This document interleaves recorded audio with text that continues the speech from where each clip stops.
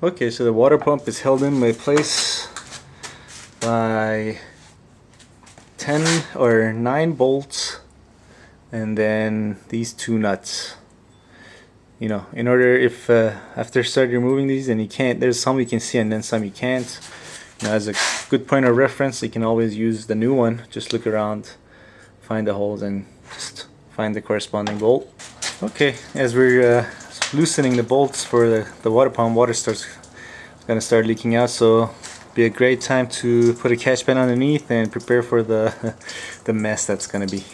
Alright, so now with the water pump out of the way, it's time to start getting this old gasket off, and hopefully it will come out in one piece or several pieces that are not too small. So, so far so good. Wow, came out in one piece. Alright, next we're gonna get some maybe razor blade and some brake clean and start smoothing the surface out. You can also use an angle grinder with not too coarse of a pad.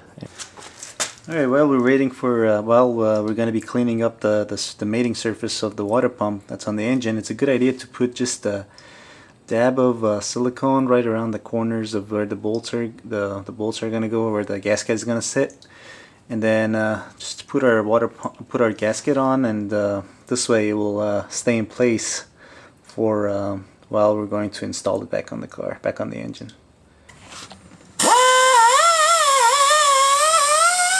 Okay, next we need to remove the thermostat housing, which is held in by 3 bolts. 2 of them are here, and there's one more on the bottom that you guys can see. But they're both 10 they're all 3 should be 10mm bolts.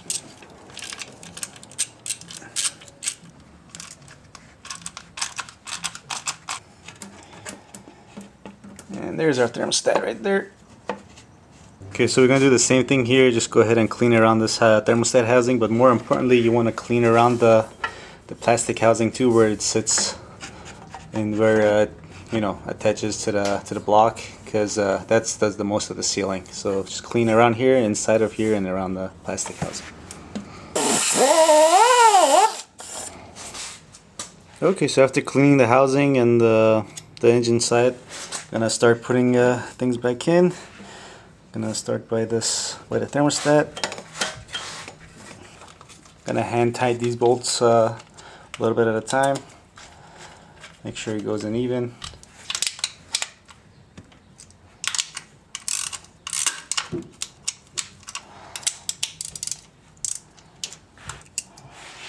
Alright, so after hand tightening these, I'm gonna torque these down to about 9 foot/pound.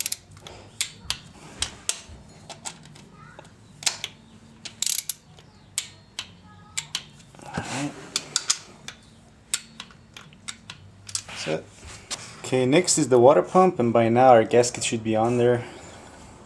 Should stay on there. So yeah, we're just gonna put this on, and then we're gonna hand tight 2 screws that are in the center and right across each other, and that way it's held in place. And we're gonna put all the other screws back on and start hand tightening it from working our way from the middle out.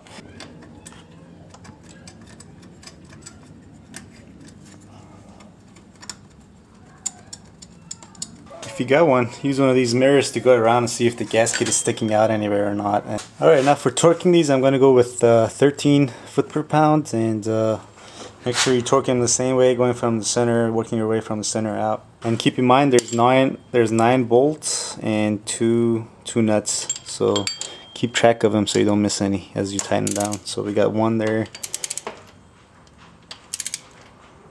Next, get some brake clean and clone this entire area. Just be careful not to lose your mark that you made earlier on the camshaft pulley. Okay, next we're gonna start installing our timing stuff, and we're gonna start with our new tensioning roller. This one came with both new washers and a bolt.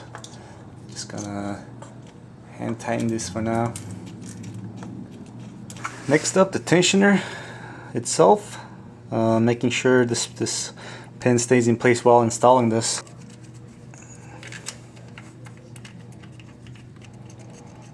Next, I'm going to torque these down to, I'm going to do it to 10 foot per pound. Not 100% on this, but this should be plenty. Next, we're going to torque down this tensioner roller to about 20 foot per pound. Okay, next we're going to put in our idler roller. And we're gonna torque this down to about 40 foot per pound. Alright, next you want to get a 2-jaw puller on the camshaft and start turning it until it pops, and the thing is gonna go flying everywhere. Alright, oh, actually didn't get anything flying. There's one. Alright, so after you remove it, you put it right back. And you put this back on. Make sure you put it on right. There's only one way to put it on, so dummy proof, which is good for me. Then you put the bolt back on, start screwing it back in. See, that's what you want. You do that so there is you can rotate the pulley, which is going to make life a lot easier when you're going to install the timing belt. Okay? And the same thing on this side. Alright, so this is what you want to see after doing what we just did. Both of them moving freely and the cams, but these staying in place. Make sure they stay in place. Alright, so next we're going to put our camshaft holder back on and do this one-handed. There's one side. Alright. Next we're gonna line up our crankshaft to the mark we made.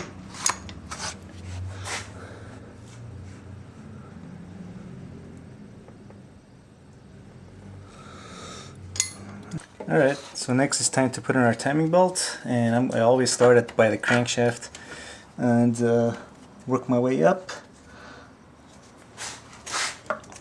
Just make sure it goes in fully and all the teeth are engaged. Then I go around the idler pulley. Hope you guys can see. Then around the left camshaft.